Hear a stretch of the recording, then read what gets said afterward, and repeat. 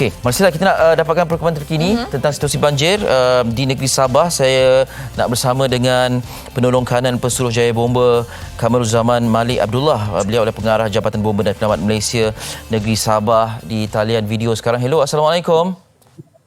Waalaikumsalam warahmatullahi wabarakatuh. Tuan Kamaruzaman, apa khabar? Alhamdulillah sihat. Ya, terima kasih banyak kerana sudi berhubung dengan kami. Dikabarkan di sini 10 daerah di Sabah dilanda banjir. Kalau dapat berikan kami maklumat yang terkini, silakan. Akibat daripada hujan yang berterusan sejak bermula daripada Jumaat sehinggalah semalam. In fact, hari ini pun masih lagi mendung dan hujan. Banyak kawasan-kawasan telah ditenggelami air hujan. Ada 6 sekarang ini ada 6 daerah yang terlibat banjir yang masih lagi dalam keadaan banjir, iaitu di Beaufort, Beluran, Kota Kinabalu, Penampang, Tuaran dan juga Kota Belud.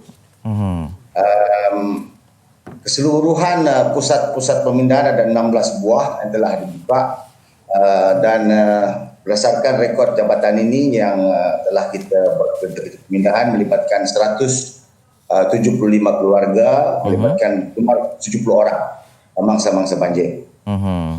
Itulah perkembangan terkinilah yang kita dapat kongsikan bersama. Okey, baik Tuan, seperti biasalah dengan keadaan cuaca tidak menentu ni, dengan dilaporkan cuaca berbahaya di kawasan tertentu di negeri Sabah. Operasi untuk memindahkan mangsa banjir ni adakah berjalan dengan lancar ataupun ada cabaran tertentu? Ya, memang sebab hujan yang kita terima pada akhir-akhir ini, 3 hari yang lepas ini memang agak banyak.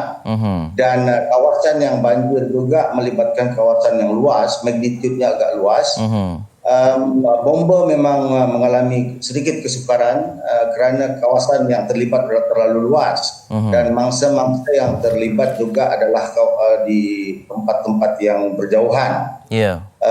Walau bagaimanapun, Alhamdulillah atas koordinasi dengan agensi-agensi lain seperti Angkatan Tentera, Angkatan Pertahanan Awam, Polis, pihak kuasa tempatan, kerja-kerja pemindahan dapat kita laksanakan dengan baik. Alhamdulillah, ya, dengan kerjasama agensi lain yang berkaitan juga.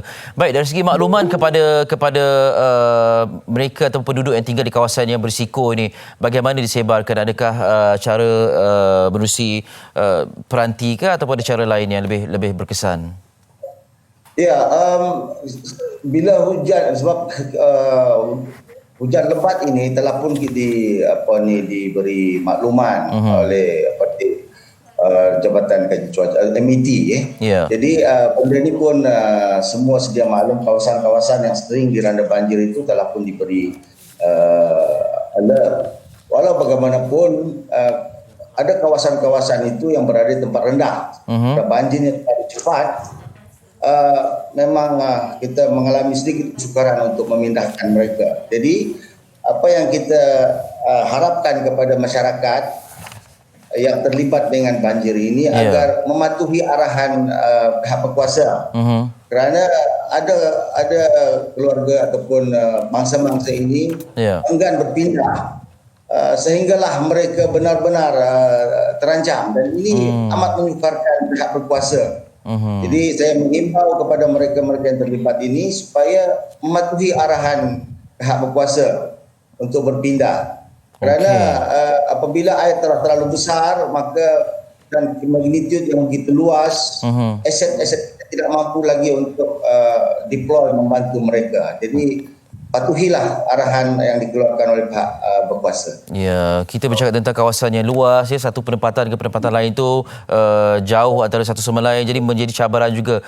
Dan masih lagi ada juga pihak yang tidak mau berpindah sehinggalah rasa terancam, kemudian menyukarkan lagi pihak berkuasa atau pihak terbabit untuk menjalankan tugas. Okey, Tuan, kita nampak visual, ya, antaranya bukan hanya di kawasan banjir seperti di Sabah, di Semenanjung juga ada situasi orang awam memandu kenderaan mengharungi banjir dan sebagainya. Bagaimana keadaannya di Sabah? Adakah sikap begitu ada juga kelihatan? Ya, tidak kita nafikan ada setengah pihak yang tidak masih berdegil setelah kita beri amaran, masih lagi berdegil untuk mengharungi banjir ini. Dan kita berharaplah sangat agar mereka juga patuhi sign ataupun amaran-amaran yang dikeluarkan oleh pihak berkuasa. Ya.